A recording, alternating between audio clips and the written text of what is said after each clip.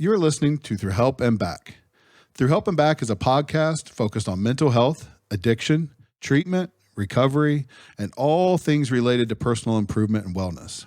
Don't worry, we're not here to talk about problems without solutions, and we're definitely not here to talk about struggles without success. So come with your problems, leave with our solutions. Welcome back, everybody. Welcome to, I think, it's not the first ever in person, but definitely our first remote podcast. We are in lovely Springfield, Ohio. I have producer Ian with me, and we have hit the road. We have taken the show on the road and are out here collecting stories, bringing you great guests in person, talking about issues related to mental health and addiction, always from a positive standpoint, always from recovery as possible and hope as possible standpoint. But I'm excited for this, Ian. I don't know, we can't hear you, right? Like, I'm the only one with the mic. So Ian's waving, he's smiling, he's excited, but we can't hear from him today because he doesn't have one of these special mics right here that I'm using. So anyway, so I have a very special guest. She's coming here on a weekend. Like I said, it's August 20th when we're filming this. Not a Springfield native, but yes, close. I am. You are a Springfield native. Yeah, I was born and raised here. Born and raised. So we have a born and raised Springfield native who is now part of the Anew Behavioral Health team as a case management manager. She has a long history, personal experiences with the behavioral health world, with the addiction world, and she's here to share her story and enlighten us on what it's really like for people who deal with these issues and what it's like to kind of come full circle and help others. So, Miss Erin Lloyd, thank you so much for coming by. You're welcome. Thanks. Thanks for having me. Yeah. No, it's great. It's great. Have you done much of this? Have you done podcasting? Is this this the first? I had a podcast once, but it was really just for me to be able to journal because my hand doesn't really keep up with my thoughts, and then I just cry in there about ex-boyfriends mainly. Gotcha. Was it for you? Did you publish it? No, I never put it out in public anywhere, but they are still saved, so. You have the very unweird habit of crying to yourself on video and then watching yourself later. Yeah, I actually have a whole TikTok of me crying in the car. Nice. Look that up. Nice. It's in there, I swear. But no, it's great. And so other people can see that life happens. That's it. It's courageous. And I think the thing that I found through all the podcasting I've done and all the therapy I've done with people is that, the more personal it is, the more universal it is. So you may be sharing something and you think oh my gosh, this is just me, or I'm being crazy or whatever. But it's so amazing how many people respond to that and they're like, nope, me too. We all go through the same kind of stuff. So, well, let's start, we kind of usually tell stories from the front to the back, but let's start at the end and work backwards.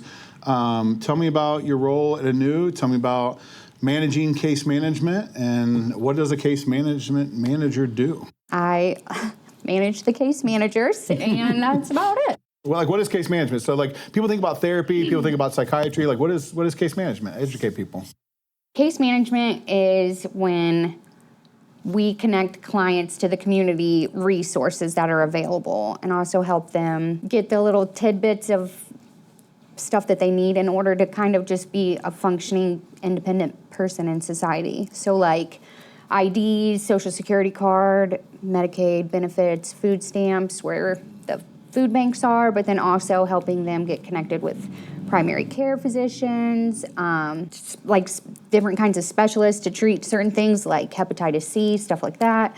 And we also, a huge part of it is making sure that they get to the appointments that they have scheduled for both mental and physical health. So as a therapist, I worked with case managers a lot, and where I kind of thought of them as where I would help the client develop the plan, the case managers were completely crucial and instrumental in helping sure that they executed on that plan and followed through on those steps and actually followed through. And I saw a huge increase in positive outcomes for people who engaged in case management versus people who didn't. It made a world of difference. I think a lot of it is the accountability part of it too, because you can sit there and say all day well, I know I need to do this, but then if no one's really kind of encouraging you, basically, it's easy to decide not to do it because it's inconvenient that day. Wandering around the gym, working out on your own versus a trainer. Yeah, basically, except for me because I'm awesome in the gym. That's right. You've been getting in there a little bit more often. How's that going for you? Is it making a difference? I think so.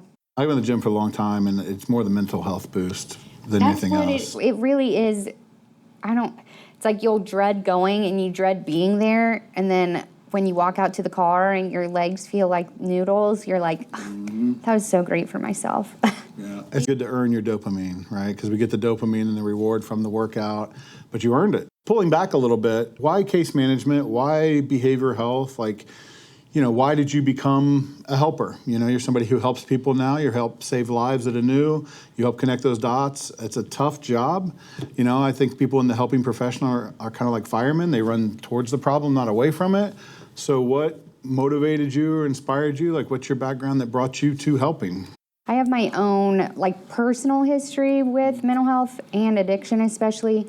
And I had always said that I would never get into this field ever because people, the in and out and the in and out and staying clean, not staying clean, staying on meds, not staying on meds. It's really difficult for someone like me because I get very emotionally involved when it comes to my clients because a lot of them, a huge part of the reason why they're here is because they don't have anyone to advocate for them or even to sit down and actually listen to the things that they're saying, especially with addicts because they kind of, whatever they say usually gets brushed off in the medical community, and I know that from my own personal experiences trying to do things, especially in the medical world. I've definitely let my health issues get way worse than they could have been by trying to avoid a doctor because they treat you like you're only in there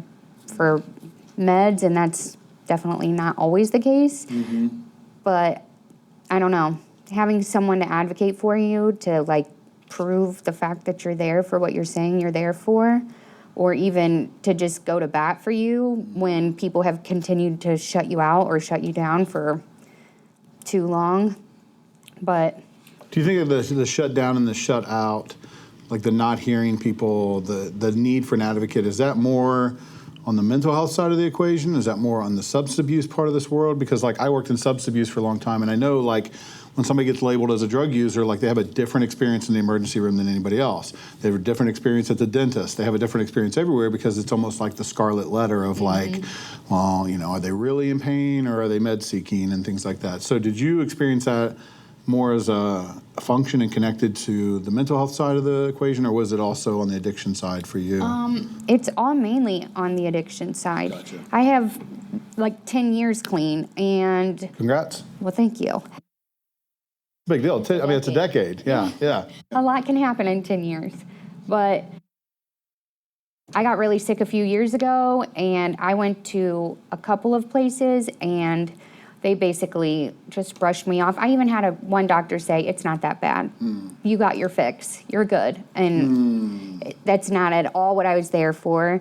And then it ended up, 2 weeks later, I ended up in the hospital. I was septic. I was hallucinating about group tree people living in my house. It was not good. But if they would have just listened to me prior to that, at least 2 or 3 weeks, I could have probably not been so sick. I almost let my appendix burst at one point because I didn't want to go see a doctor because they always just dismiss me. So it's just, they'll be great and they'll be super nice and kind, and then they look in and they're like, oh, she overdosed 13 years ago. So with 10 years sober, how long does that compare to your addiction? Because you're pretty young. So you've been sober. Did you start really early? When did this all kind of start becoming a problem for you? Well, looking back at it, when I went to inpatient rehab, I discovered that my issues with substances, if you would, went way back, further than when I started doing heroin. At one point, using heroin isn't really even a choice anymore because you have to have it in order to be able to function and do anything.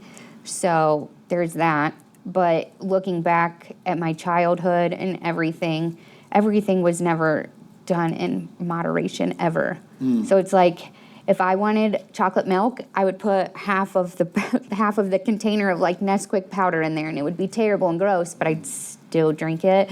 I started drinking at a young age. I started doing drugs at a young age. I was very crazy for a long time. Yeah. And then when I started opiates, that was just by chance, by going to a doctor. I went to a doctor because I had a backache. And without even examining me or doing any sort of scan or anything, he immediately wrote me a script for 130 milligram oxycodone pills. And so I just took them thinking that that's what I should have been doing because it's a doctor. Right. And so after a month, I don't really have much of a choice then.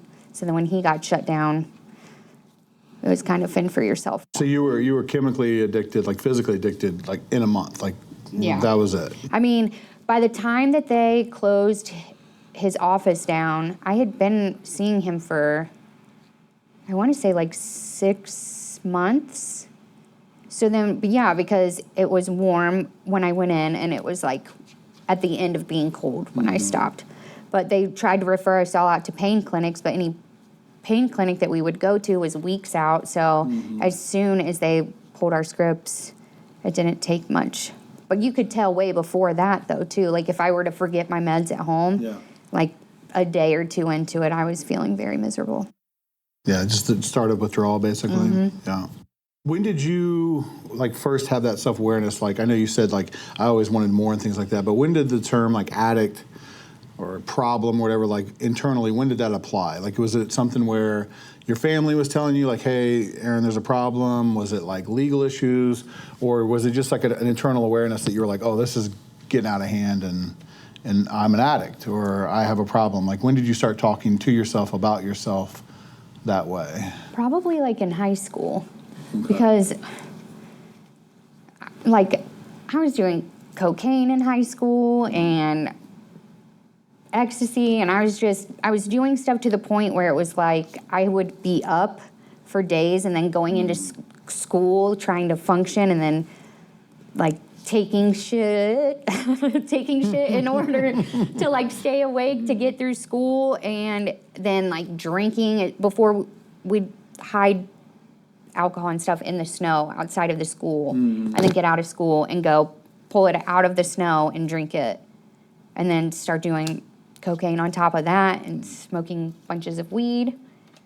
But I don't know. It was an issue back then. So it was like I'd be working and spending my whole paycheck on drugs, and then my parents would be like, what do you spend your money on? You live at home and we pay all your bills. So where's your money? And then how do you explain that?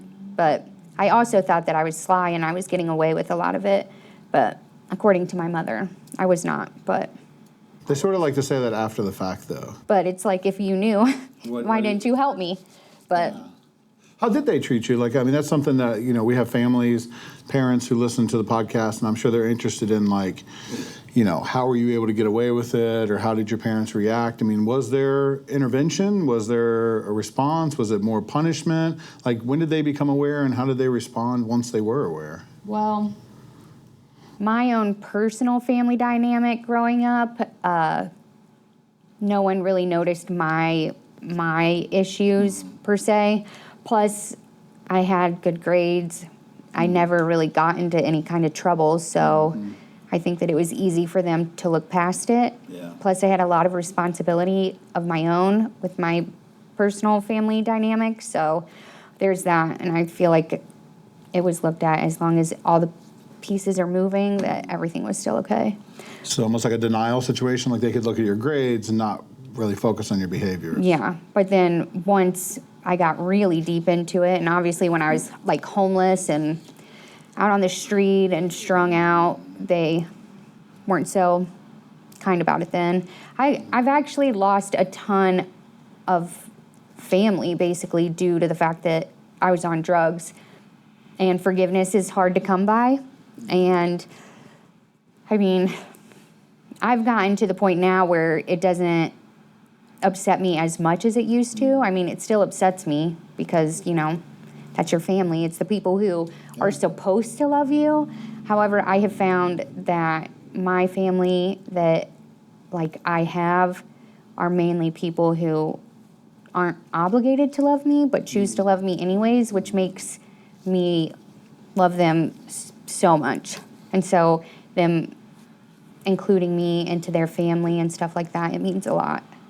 Like, I just went to a wedding of my cousins back in April, and it was beautiful. And they didn't, they didn't have to make me a part of that, but they did. Right. And they even put me in their family picture of it, too. So it made me feel really good. So Because you felt like, you just didn't get that from your actual family of origin. So they sort of cast you to the side or ignored your situation. So the people who embrace you, it's sort of like, I wish I'd had that back then. Yeah, and it's like some of my family, they just look down at me and my past, and it's not just me, like my siblings all have issues with mental health and substance use, not all exclusively one or the other. Right. However, I almost feel like it's looked at, as long as you're able to get up and take care of your shit and nothing falls by the wayside, that it's okay to be, an addict, as long as everything's taken care of. It doesn't mean that everything is actually being taken care of, because those relationships with your family and friends, they all are ruined. But if you're showing up to work on time and making sure that you can pay all your bills, then obviously it's not a problem. Yeah. But the trauma and chaos that comes with it, I guess, isn't. When you were talking, going back to like when you were talking about in high school where kids kind of start first experimenting, I think so many people have that kind of story. I have elements of that in my story where, like, you're drinking after school, or you skip school, or you go to a party that lasts too long. But I think a lot of people that's just sort of it. It's just sort of like partying as part of high school, partying as part of college. Why was yours so much more intense? Like, why do you think, like, it sounds like yours escalated faster. Oh, yeah. And, like, was way more intense than just the party that got out of control. So, Yeah. like, really dumb question, but why? Why was yours more severe, and how? How did it escalate so fast? I made it escalate fast, honestly. Like, me and my group of friends, we all were very much alike in that aspect. We'd drink a whole bunch and then need to not be so drunk, so we'd do a bunch of cocaine, and then all of a sudden, next thing you know, we're driving to Beaver Creek in my car at like 3 a.m. and not making great decisions. But, I mean, it wasn't ever that it was like I was trying, at least at the time, it didn't seem like I was trying to, like, hide from anything or, like, numb anything down. Honestly, at the time, it was just a good time. Yeah. And I mean, we were getting away with it, and there were no repercussions.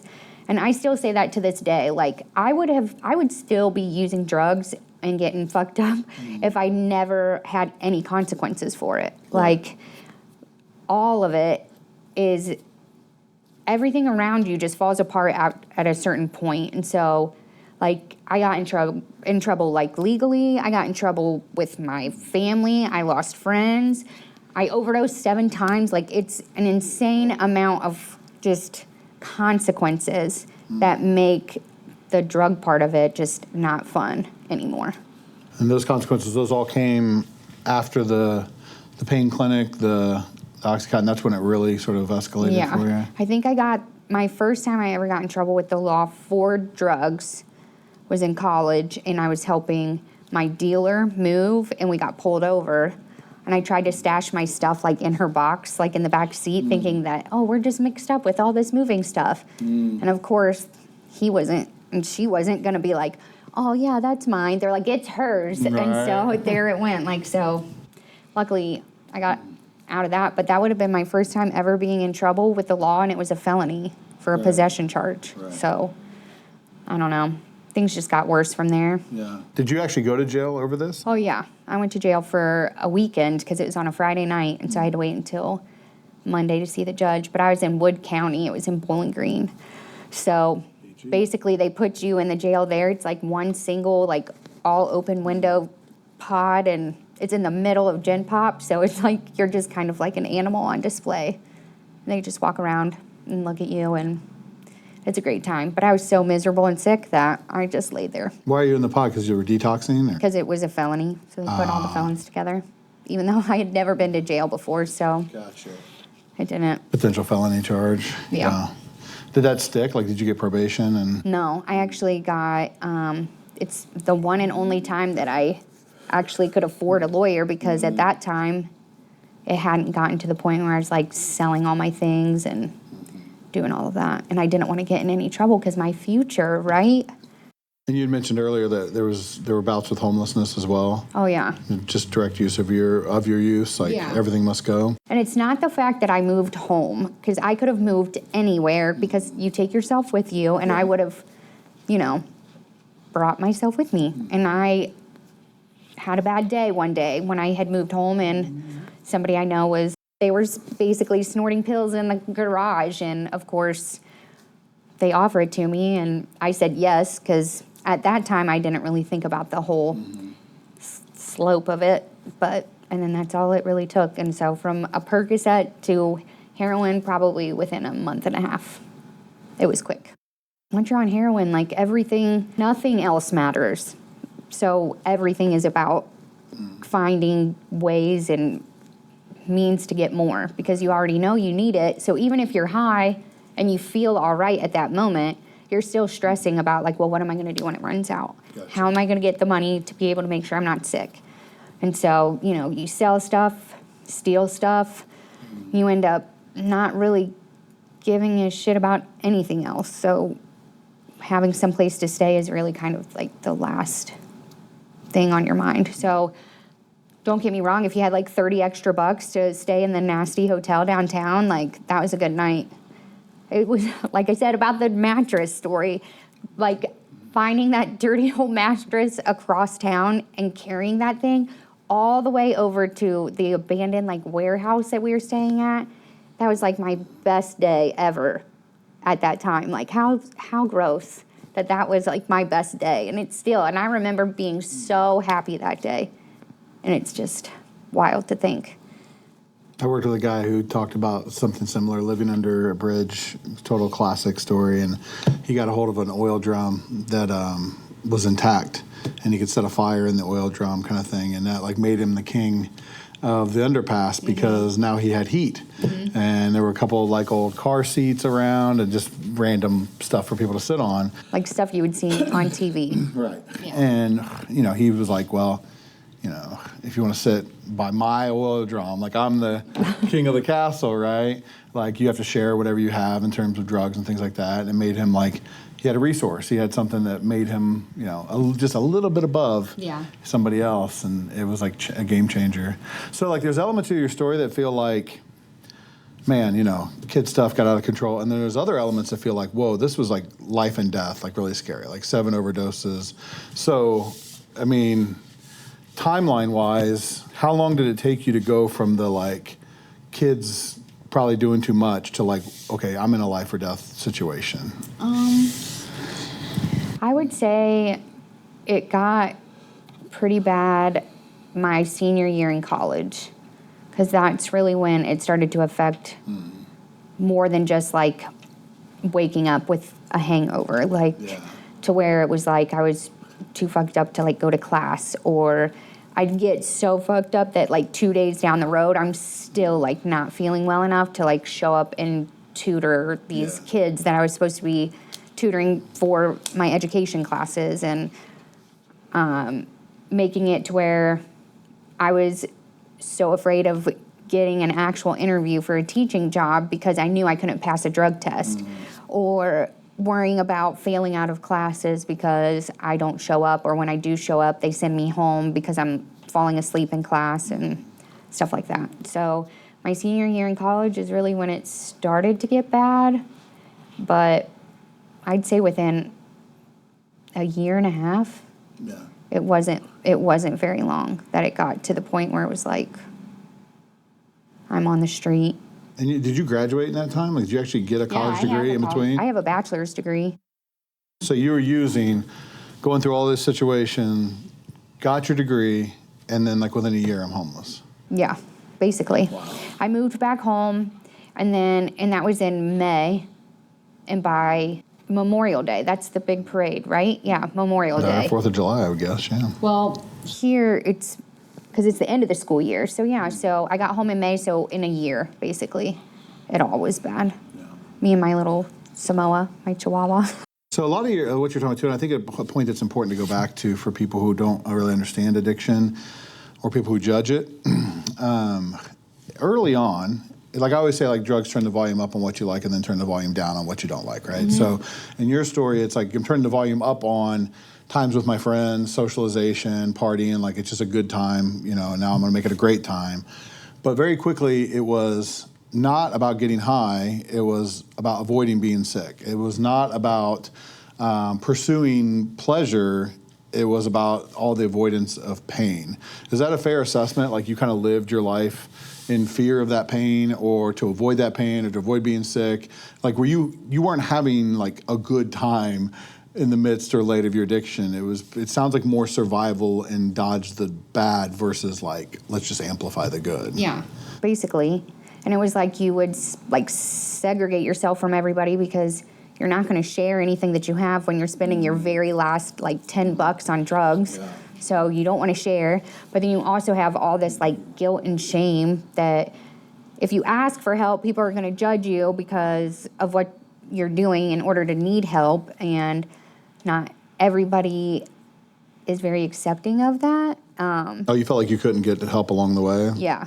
Because I was afraid to ask because, I mean, in my situation, I have an amazing older sister, and she had her own issues, and I can't really speak on her behalf for all that, but, you know, I saw the way that my family treated her due to her addiction and her asking for help.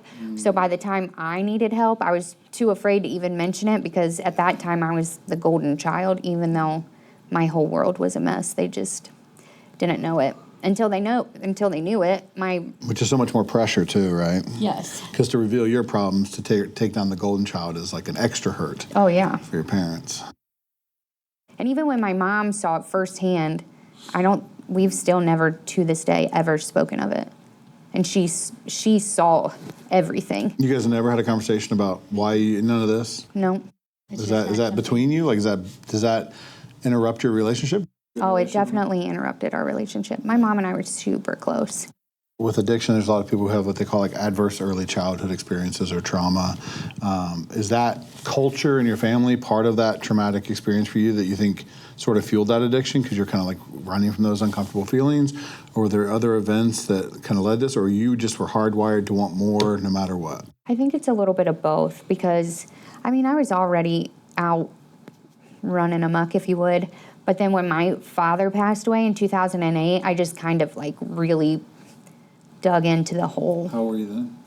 It was a month before my 21st birthday. So before your senior year in college? It was like my junior year. It was weeks before my junior year of college started. And I had just bought my own apartment. I was got my first apartment. I was living all alone without any roommates. And then my dad died, I think, a week after I moved into my apartment all alone.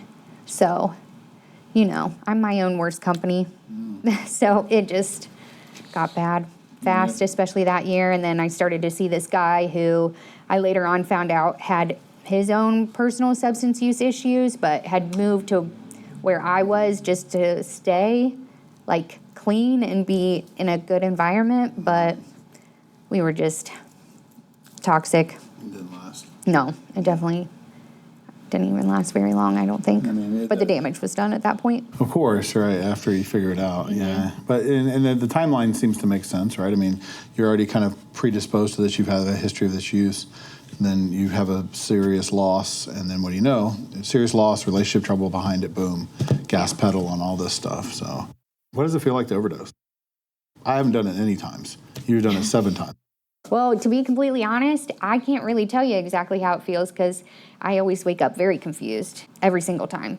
And usually my first thought was always, oh my God, my dad's going to kill me because, I mean, he's a prominent person in Springfield. And so I always felt so guilty and like I was embarrassing him.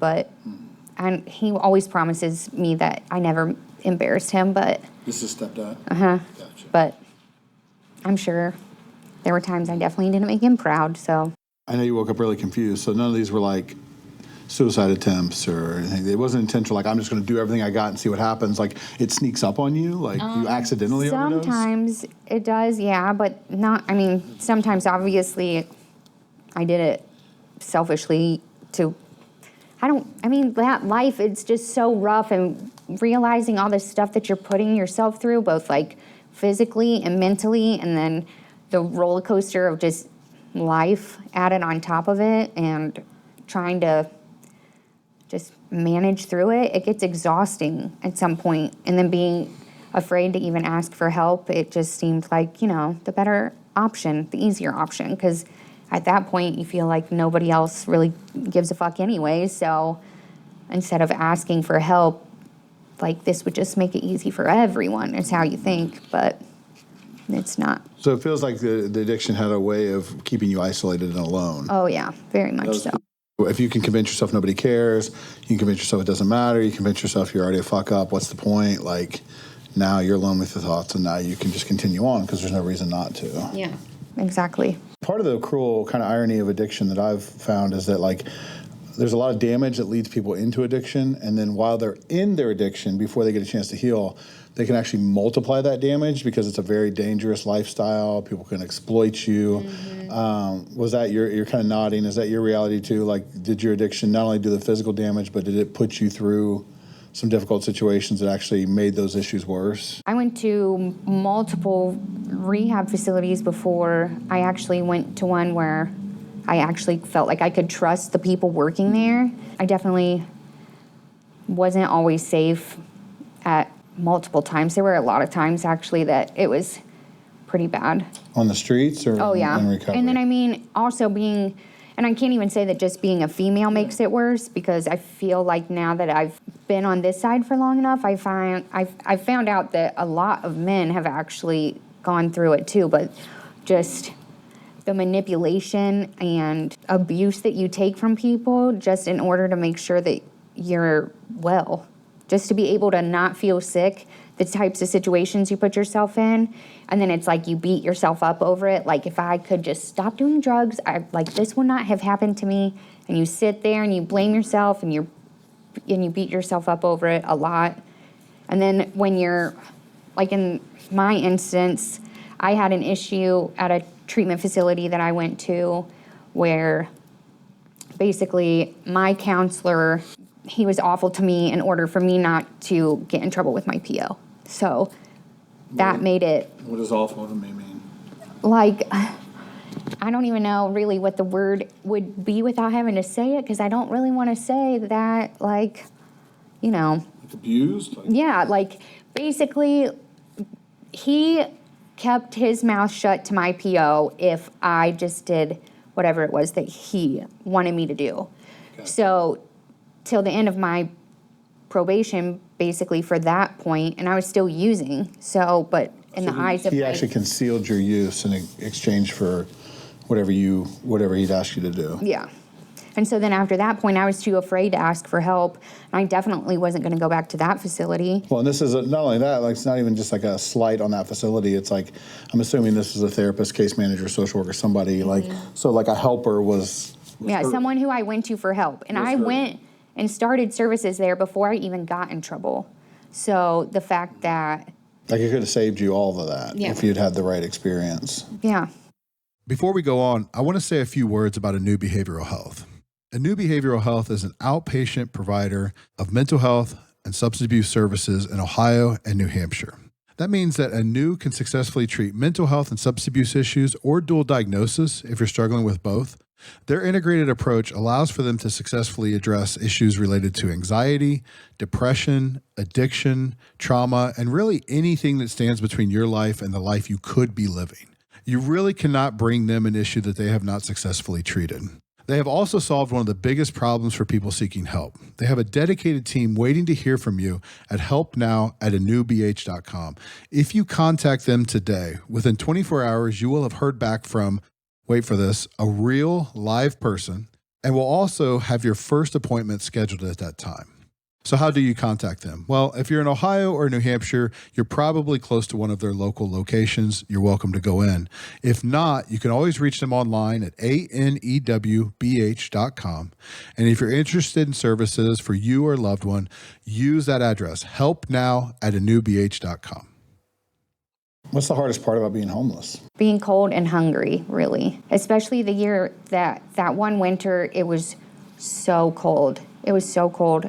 I even have a screenshot of it up on my Instagram, and it's like, it shows that it was 30 one day, and then the very next day it was like -11. And I remember, like, that winter sleeping in a trash can with my little dog on the bike path, because that's where a lot of homeless people kind of end up because there's a lot of coverage. But we pulled all the trash out, put ourselves in, and put all the trash back in around us. And it was warmer, but you could actually breathe because the wind wasn't like blasting you. But it's not a good time.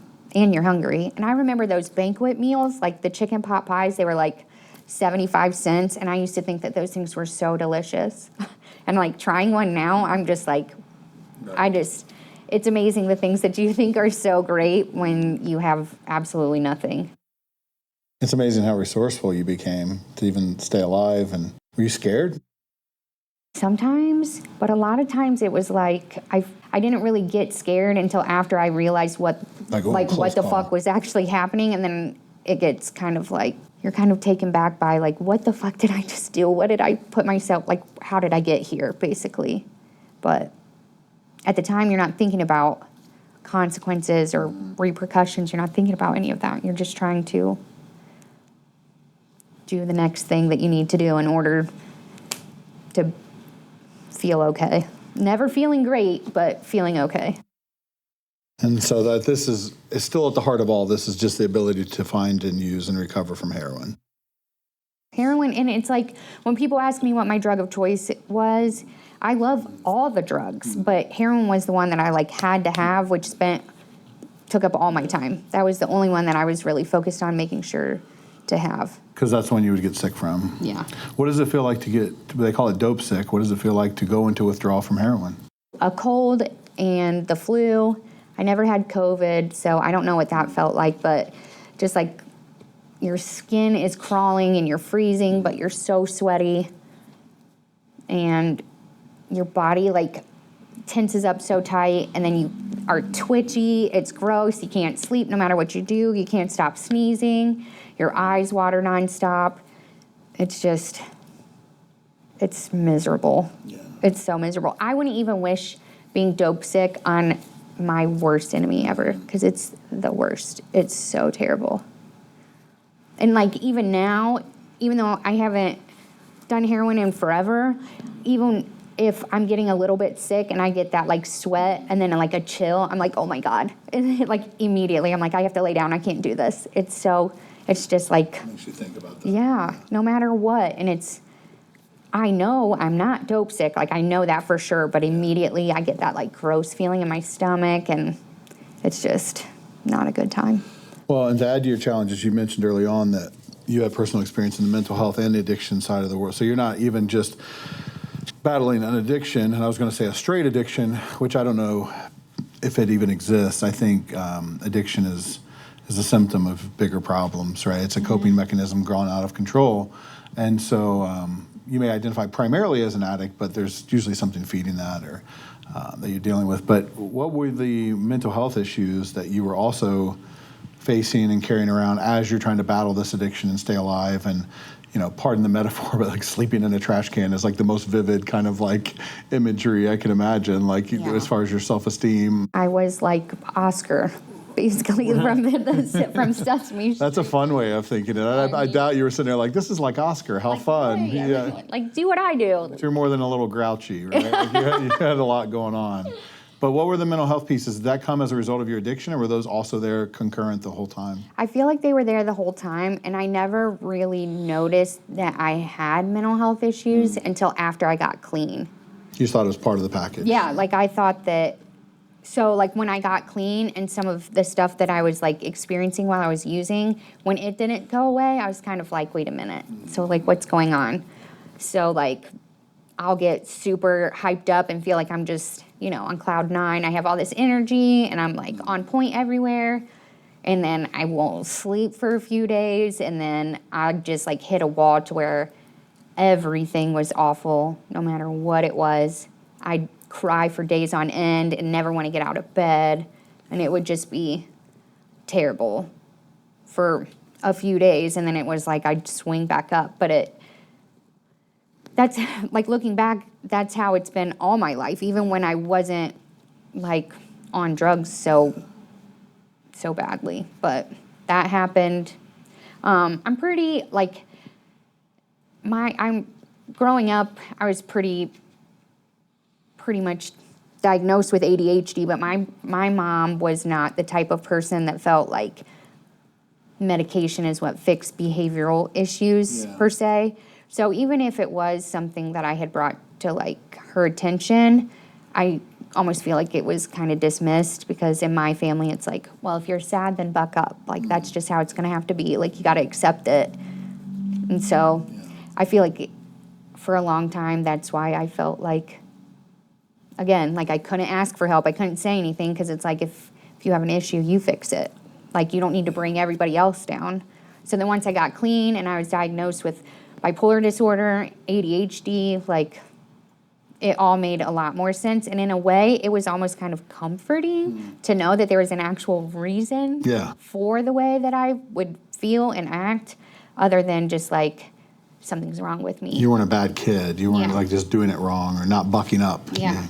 Like I'm allowed to have emotions, even if they're very big. They're very big emotions usually. How'd you get clean? There's a good part, like, you know, we're trying to be positive on this, and it's such a crazy, I mean, it's not a crazy story. You know, I always was like, wow, it's such a crazy story. But, you know, one thing I guess I want people to hear when they hear your story is that, like, having worked in addictions, like, for 20 years, I've heard versions of your story like 1,000 times. Like, there may be somebody who listens to your story and has their hair completely blown back, and it's like, whoa, this is like way, you know, out of bounds. You're dragging mattresses across town and living in a warehouse. You've got an abusive, you know, caseworker that somebody's supposed to help you is hurting you. You've got, you know, a family that's put pressure on you. All these things like, oh my gosh, heroin, cocaine in high school. Like, I hear this all the time. And that's one thing that I really want to try to stress with people, is to kind of normalize this. Is like, this is all happening. You didn't invent it. It's still going on, and people need to kind of open their eyes and understand that, like, these are real problems and people are dealing with this now, so that they don't create an environment where somebody can't ask for help. That's the worst part, because you could have pulled yourself and saved yourself years of pain if somebody had just been receptive to your asks. But how did it all finally come together, and how did the pieces click, and how did you finally get on the road to recovery? Was it one and done, like you got into treatment and fixed and off, or like how was your recovery process? How did that unfold for you? I mean, the first time I went, obviously that was a disaster. Speaking of, by the way, did anything ever happen with that? Like, I mean, is this... No, I never said anything to anybody. Because you had an addiction to protect, basically? Well, yeah, and it was like I didn't want to get in trouble, and I knew it was going to be his word against mine. Right. And like, who's going to believe this strung out person over a counselor at a like well-established facility in town? Like, no one, they weren't going to believe me. Maybe this is something we cut out, but to the best of your knowledge, are they still working in the... He does not work there anymore. Not there, but like in the field? I think the last time, because I ended up working with somebody from that program, like no one that worked there before, but when I worked at the health department, I worked with a lady over there, and when I asked her about him, she was like, oh, he left like a long time ago. The last time I heard, he was a CO in a prison facility somewhere. Hopefully not a women's one. And he would even call me even after, like, I was not like a client at all anymore. He would still like call me. Oh. Like a lot. I never, like, as soon as I would answer it, because it would be blocked, but I mean, so were my drug dealers' phone numbers, so I was answering them, and it never, I just hung up. He gave me the creeps, clearly. But if I didn't have to deal with him, obviously I'm not going to deal with him. Well, without getting into details, he more than gave you the creeps. He exploited you and abused you. Yeah. Pretty good reason not to take somebody's phone call. If he wouldn't have blocked his number, I think I would have probably sent him to voicemail. Yeah. That's a voicemail-worthy situation at the minimum. So not to dwell on that, but so spinning it in a more positive direction. So when did it finally start to click? When did it finally work for you? And when you started to get clean and hope was building, like when did it turn around? Well, I was in a group at one of the establishments here in Springfield. How many programs did you go to? I want to say 4.5, I guess, because the half, basically, I was in a group, and it was called Waiting for Residential. So you would show up once a week.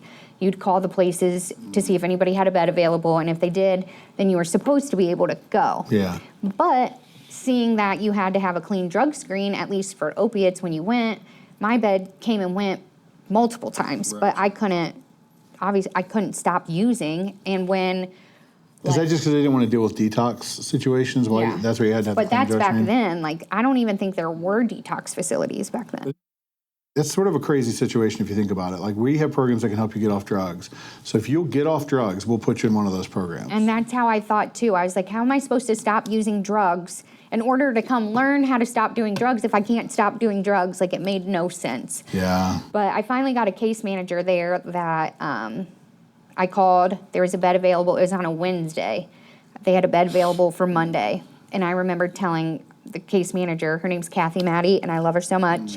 And I always credit her to, like, saving my life. But I had a bed available, and I told her, I was like, I don't know why I even come in here, because even if the bed is available, I'm not going to be able to go because I'm not going to be able to, like, drop clean. Yeah. So she was like, well, why don't, like, are you on the list for Suboxone? I was like, I've been on that list for Suboxone for a long time, and there's just, I have to wait. And she was like, well, let me see what I can do. I'll give you a call.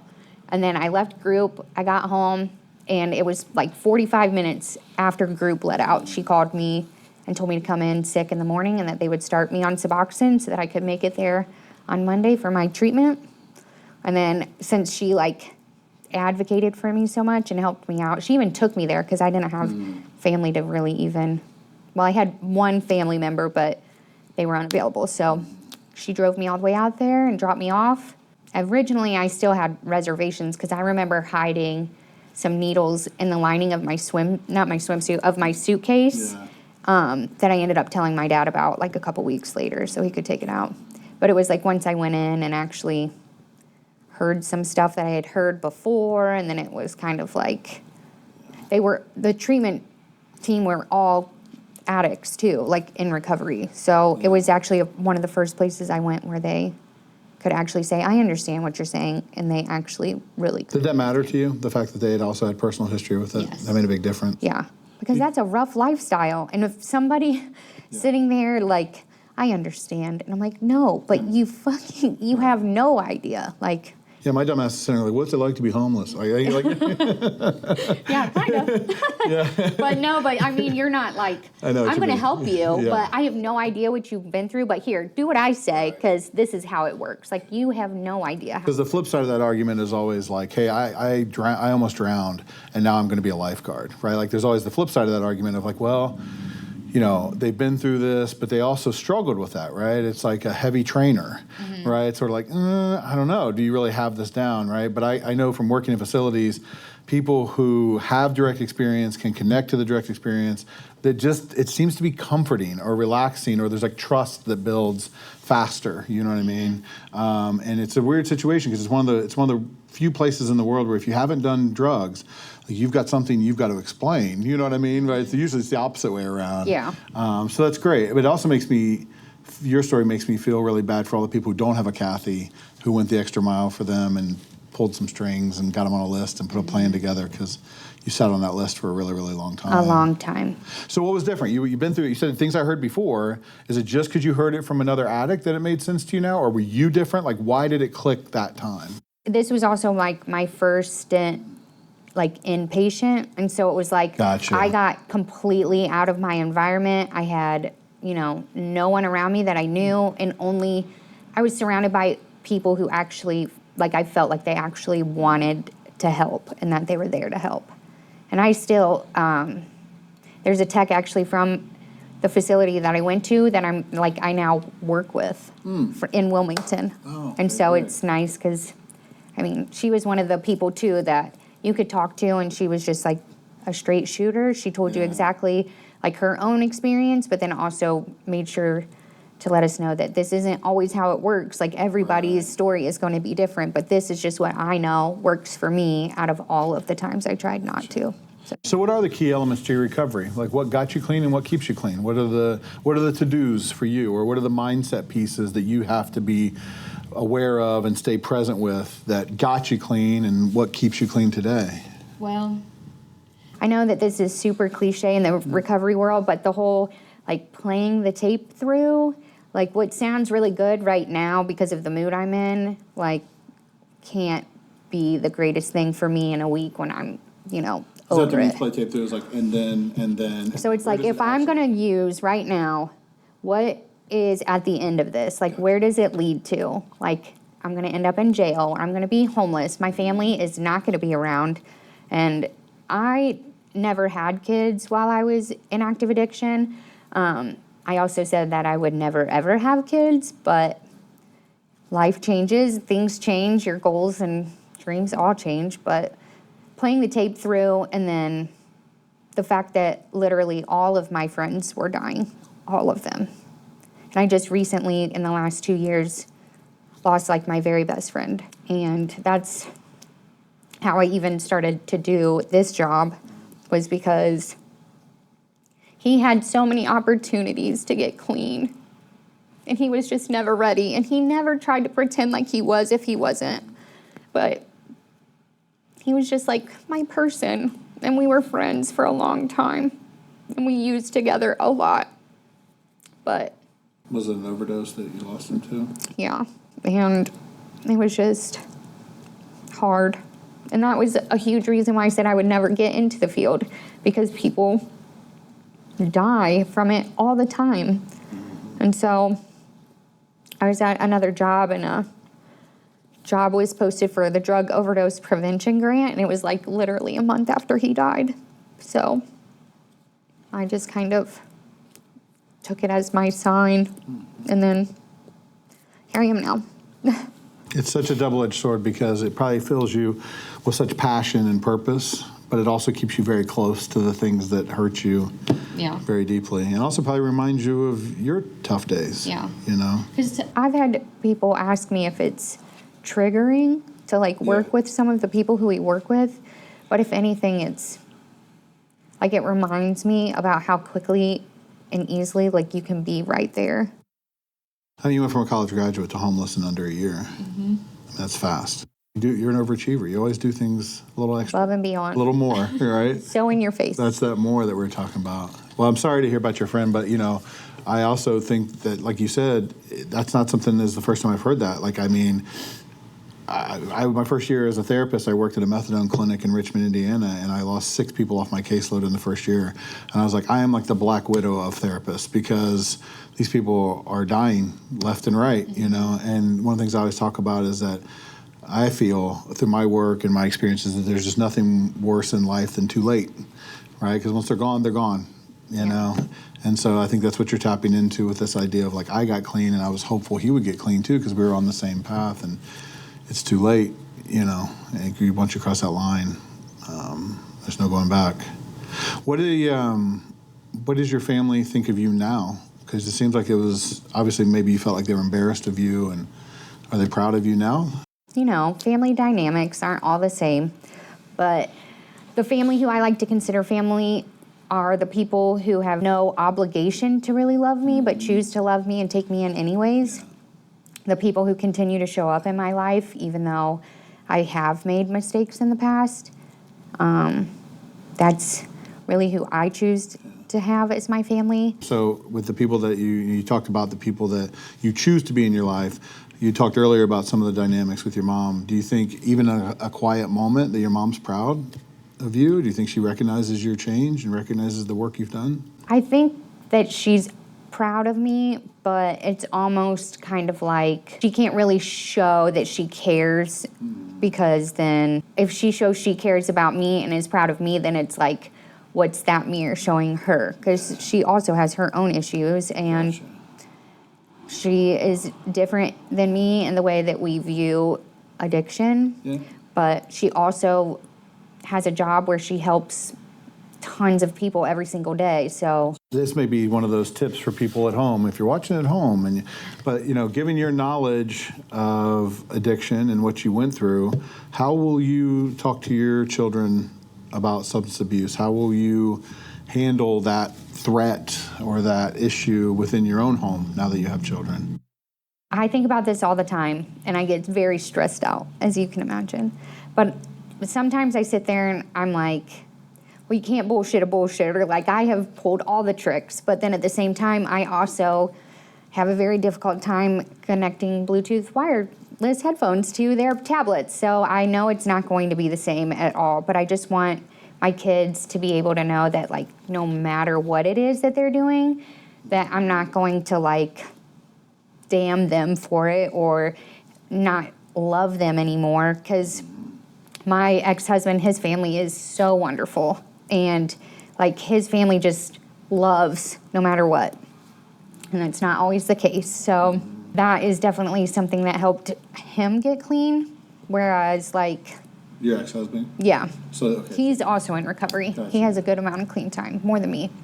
But I was always just like so worried about disappointing my family. And then once I did disappoint them and seeing how quickly they were to be able to like cut me off. And there's a difference in loving someone from a distance and cutting someone off like completely. And I'm not saying that like tough love doesn't work, because I know in some cases it does work, but it's like when is enough? Like, how long are you going to punish me for something that I've healed from? You see what I mean? So, like, who is it really hurting at that point? Because if I've, like, grown and healed and become, like, a better person, then why are you still mad at me for who I was? Like, I can't do anything about that. Like, I've done what I could to be better for now. So, I just want my kids to know that I'm, like, always going to be standing there, and I'm always going to love them and do everything that I can to make sure that they never have to go through any of the stuff that I did in order to get the help that they need. So, what do we need to do better as a system of care, as a field of care? Like, what do we need to do to take better care of addicts, to take better care of people with homelessness, better care of people with dual diagnosis? Like, if you were given that magic wand and you could change the system, what would you change? The stigma of all of it, because it's not just the mental health factor or the substance use factor. It's not just substance use. The mental health part of it is just as important. I feel like you can't have one without the other. Yeah. So if we can kind of change this view, instead of it being like, oh, well, there's Erin. She's a heroin addict, and she definitely is up to no good to do absolutely anything. She's not here for help. She's just here for drugs. I'm not saying that nobody does that, because obviously it does happen. But for me, I don't know. I feel like if more people were to just treat what they're coming in saying that they're needing help for, a lot of the times they'll be surprised in how much help that person is actually asking for.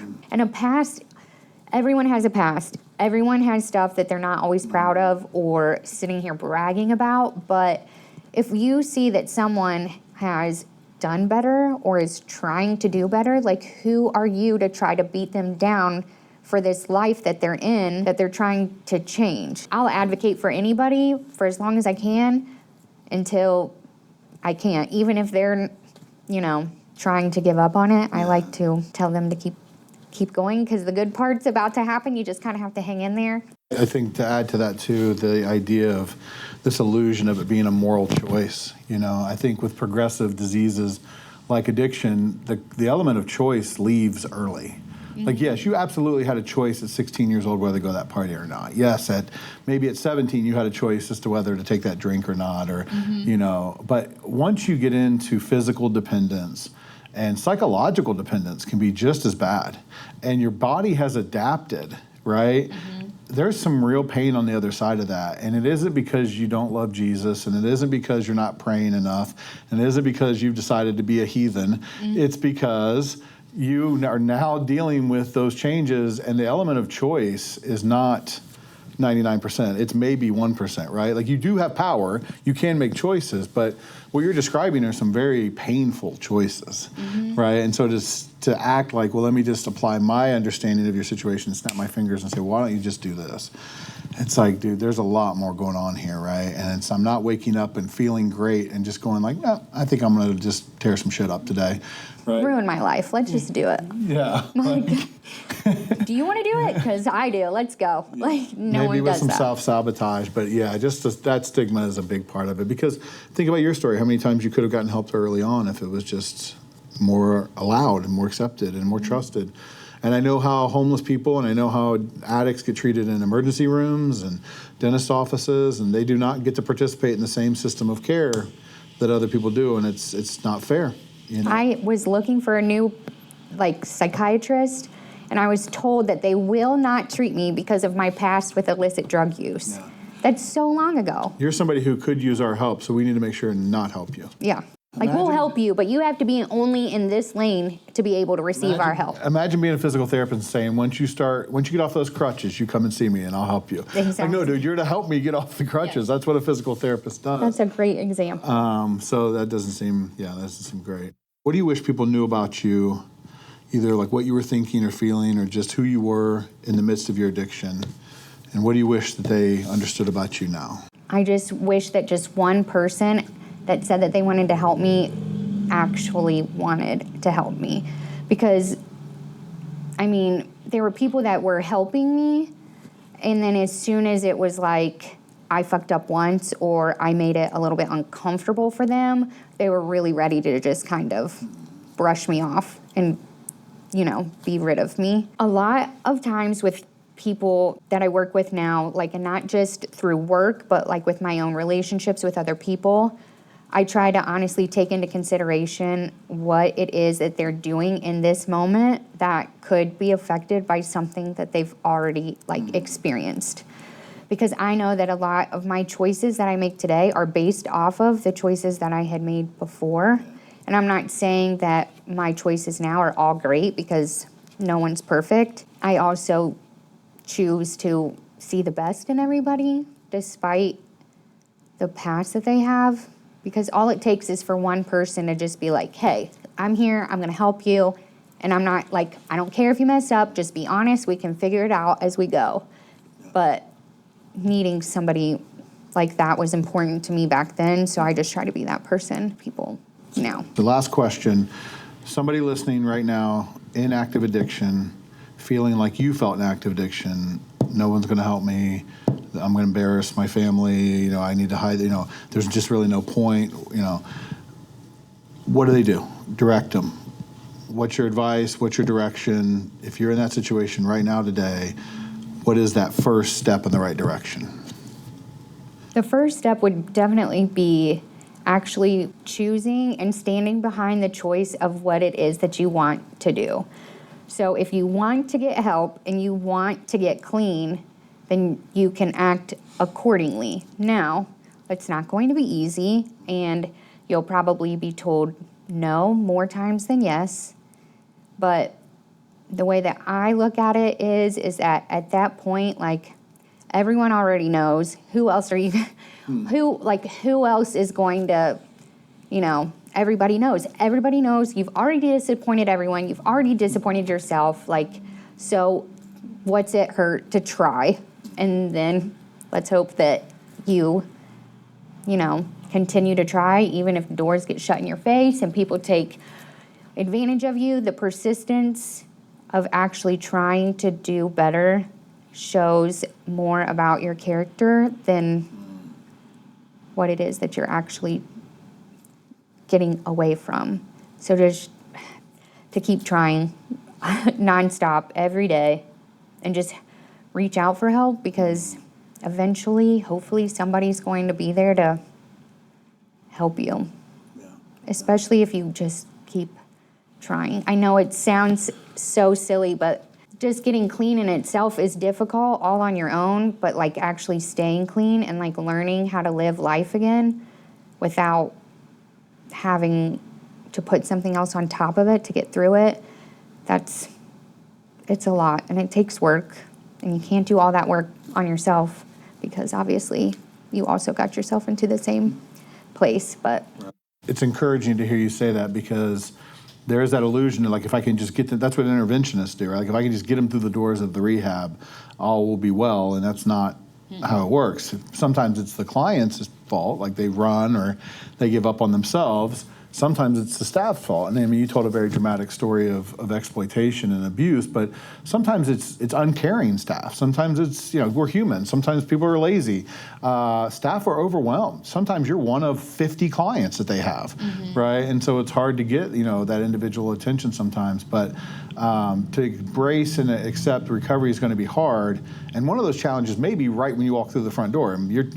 So don't give up right off the bat. You said something earlier to the effect of, the good stuff is about to happen. Like the miracle is the old line about don't leave before the miracle happens, right? Like it does get better. And if you're having a hard time, you're probably really close to it getting better because you're hitting that resistance. You're hitting the issues that you need to deal with.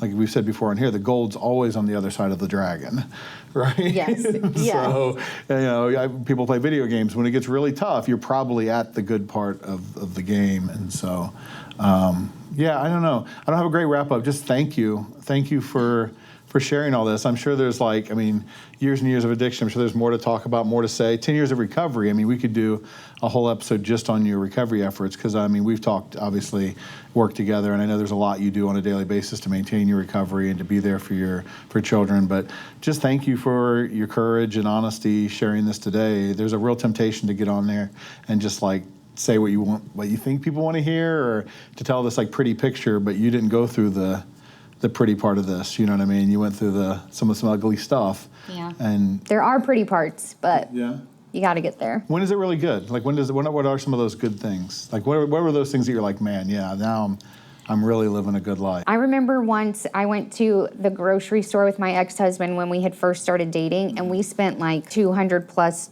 on groceries, and it was just I was so pumped. I was like, look, we can pay for these, and we're not stealing them, and we're not doing anything weird or illegal. Yeah. That sounded so weird. Don't put that we did anything weird, because that... No, put the weird. Leave the weird. Leave the weird, man, because there's some, that's a beautiful moment. Yeah. And it's just day-to-day life. Little things that you notice, that definitely could not have ever happened. Like getting this job. I would have never been able to hold down a job ever before, and I had tried. I really did try. I had a really good job as a mailman once. Yeah.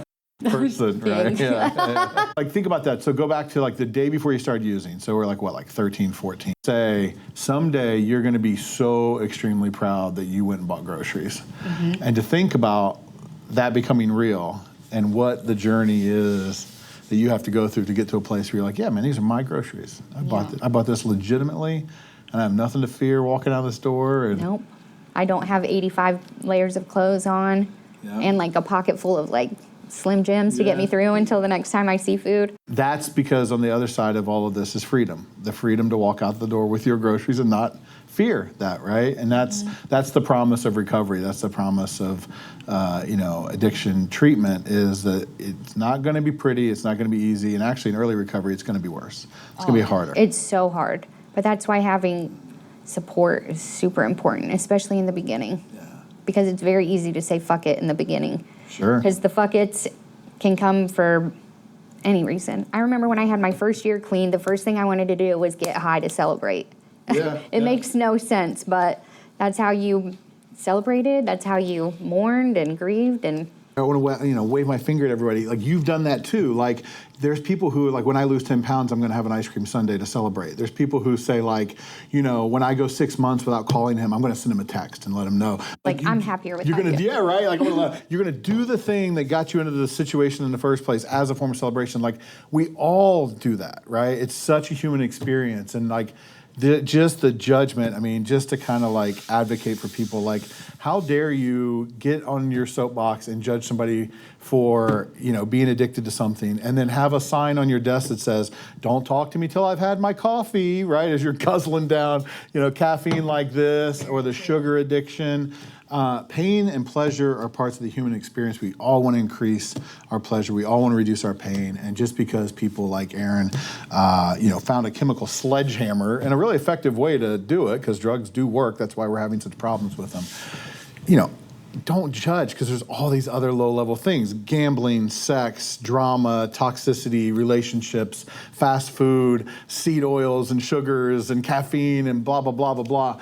Man, there's all levels of self-medication. And so just to say, the judgment that for some reason addicts carry around, it just seems like it was so unfairly assigned. Very much so. We have to stop, because it's killing people. Bottom line, it's killing people because it becomes a reason not to go get help. Yes, exactly. Right? And so shame on all of us for putting that in there. So, Well, with my little lecture, we'll wrap on that. You were very positive, and I'm sitting here like wagging my finger at everybody. Get it together. Ian, thank you for traveling with us, man. It was awesome to be on the road and get here. We're going to do some more over the next couple of days, but this is our first like remote shot. Thank you for making time on a Sunday. You know, and there's a birthday party going on and a big day, and you're still making time to be here and spread the word and save lives. And thank you guys, you know, watching, listening, whatever you're doing. As I always close with, you know, you heard Erin's story. If you're in that situation, if you want a place that is so excited and so pumped up and so just thrilled that you would ask for help, that's Anew Behavioral Health. If you're in Ohio or New Hampshire, listen, it's clinician owned, it's clinician operated. It's people like Erin who have been through this situation. It's people like me who have dedicated their lives to helping people who've been through this situation. We kicked all the egghead accountants and legal folks out of the room, and we're just doing this with people with big hearts. Psychiatry, you know, case management, therapy, you know, and nursing, you know, mental health addiction, anewbh.com. You can find everybody there. And if you need help right away, help now at anewbh.com. Final thanks. Ian, thank you again. Erin, thank you again. We'll get you to your party. And for you guys, thank you for your time. It's your most valuable resource. Thanks for spending some of it with us. Until next time, take care of yourself. Take care of each other. Thanks. Hey guys, although Through Help and Back is an excellent podcast with a lot of great ideas, I do want to let you know that in no way is Through Help and Back expected to be perceived as or relied upon in any way as specific medical advice or mental health advice for you personally. The information provided through Help and Back on our website or our podcast is not intended to be a substitute for professional medical advice, diagnosis, or treatment that can be provided by your own providers. Do not use our content in lieu of professional advice given by qualified medical professionals, and do not disregard professional medical advice or delay seeking professional advice because of the information you have read on our website, heard on our podcast, or otherwise received from us. Although we love discussing issues related to healthcare, mental health, and addiction, we are not providing direct healthcare, mental health care, medical, or nutrition therapy services. We're not attempting to diagnose, treat, prevent, or cure in any manner whatsoever any physical or psychological ailment, any mental or emotional issue, disease, or condition. We are not giving you specific medical, psychological, or religious advice whatsoever. Please take care of yourself and take care of others as you always seek the advice of your own medical providers and your own mental health providers regarding any questions or concerns you have about your specific health, or before implementing any recommendations or suggestions from us. These are ideas that have worked for other people. We think it's important to share them. We do not guarantee that they will work for you specifically. Do not stop taking any medications without speaking to your physician, nurse practitioner, physician assistant, mental health provider, or any other healthcare or medical professional. And if you have or suspect that you have a medical or mental health issue, contact your own healthcare provider promptly. Also, one last thing, if you know or suspect that you are currently experiencing a crisis, it is absolutely imperative that you seek the advice of your doctor or other emergency healthcare services prior to ever thinking about using our content. We love the conversations. We're glad you're stopping by. We hope you take a lot from the content. But again, for your specific individual medical situation, please always seek quality personal care from your own providers. Do not let this information or this advice stand on its own. Thanks so much for listening.